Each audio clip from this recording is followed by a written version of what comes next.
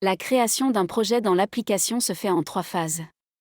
D'abord, la collecte des informations sur les parties prenantes. Ensuite, la saisie du projet et de la séquence des opérations. Enfin, la génération de la liste des tâches à réaliser et de toute la documentation. Les informations concernant les parties prenantes sont saisies dans l'annuaire de l'application, que ce soit pour les personnes physiques, les sociétés ou toute autre forme d'entité intervenant dans les projets.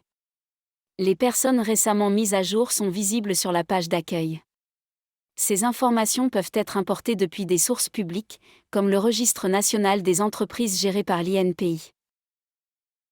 Elles sont complétées par les informations confidentielles, telles que la répartition du capital entre les associés.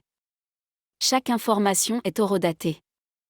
Ainsi, les dates de début de fin des mandats permettent de déterminer à tout moment qui est le représentant légal d'une société.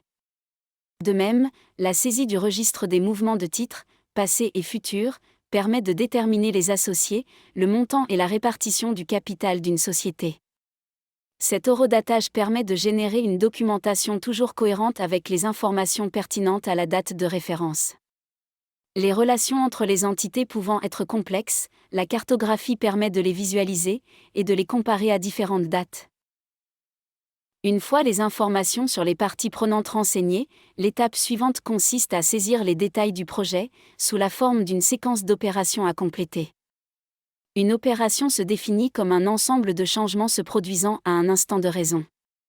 Par exemple, la tenue d'une assemblée générale, la signature de statuts, une cession de titres. Le fin de flow récapitule les mouvements financiers du projet.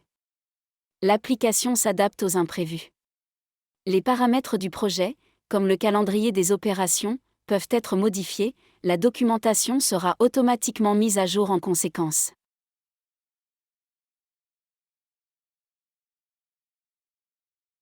Une fois le projet saisi, la dernière étape consiste à créer les dossiers associés aux opérations. Un dossier est une séquence de tâches à compléter pour mener à bien l'opération. Une tâche peut être une action manuelle, comme une pièce à déposer au greffe, un document à collecter, par exemple une pièce d'identité, ou un document à générer, comme un procès-verbal d'assemblée générale. Les tâches sont créées automatiquement à partir de règles et de modèles de documents personnalisables. Plusieurs dossiers pouvant être associés à un même projet, le Memo Closing récapitule l'ensemble des tâches à réaliser. Cliquer sur une entrée ouvre la tâche correspondante et permet de consulter le document. Par exemple, ce procès-verbal généré pour l'assemblée d'approbation de la conversion d'actions ordinaires en actions de préférence.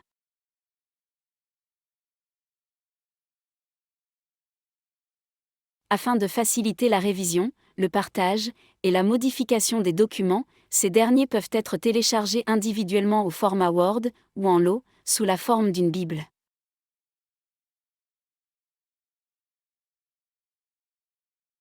Cette Bible se présente sous la forme d'un fichier zip et contient l'intégralité des documents collectés et générés pour le projet.